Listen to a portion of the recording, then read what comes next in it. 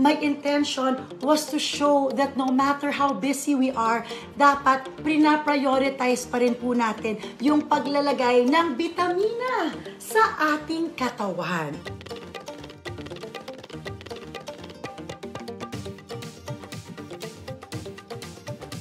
Okay, oh my gosh! Ang daming haters, ang daming bashers. Hello? Bashers! Ang daming haters, ang daming bashers.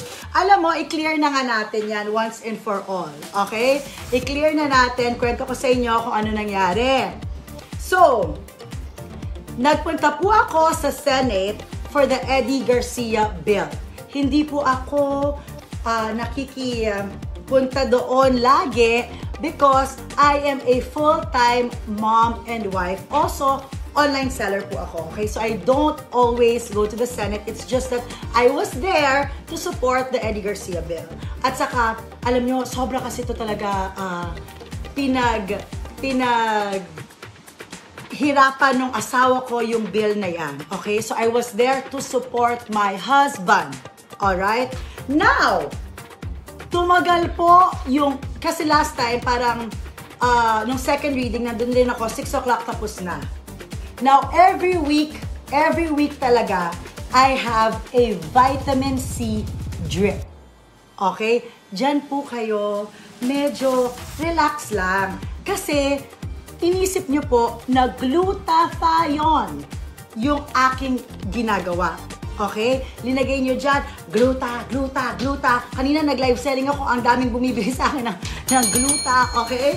So, to let you know, para hindi kayo naniniwala sa fake news, vitamin C po yun. And matagal na namin ang ginagawa. Pandemic pa lang, ginagawa na po namin yan. Lahat kami dito, tuwing may nararamdaman, actually, never ko po intention na mang bastos or whatever. My intention was to show that no matter how busy we are, dapat prina-prioritize pa rin po natin yung paglalagay ng bitamina sa ating katawan. Okay? I had no intention whatsoever to disrespect the Senate or anything like that. Okay? It was never in my intention. Tapos, so, dali. Okay? And then, para sa akin, alam mo, honestly, in my head, I was in my husband's office. Okay? So, siguro, yun yung on my part, baka nakita ninyo na hindi maganda kasi sa utak ko talaga, I was in my husband's office. Ganun lang. 'Di ba? So, I felt na safe place yon because opisina po ng asawa ko. Yun ang aking iniisip. Okay? Pero, nag-post ako kasi nga, hindi ko naman inisipan po ng masama. Wala naman po akong bad intention kahit konti. So, ngayon, ako naman, pinost ko. Tapos, ang daming nag-react. So, to respect them, kasi nga parang, ay, oh my gosh, mayroon pala mga na-offend. Okay, sige, i-delete ko.